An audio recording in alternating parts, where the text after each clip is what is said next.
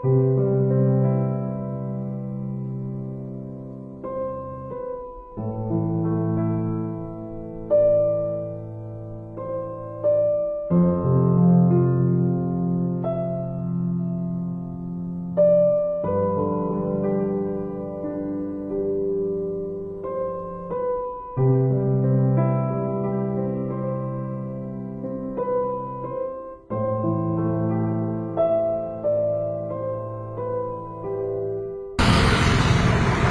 দিনের পর দিন রাস্তার ধারে দেখুন কিভাবে এরা রেস্টুরেন্ট বানাচ্ছে,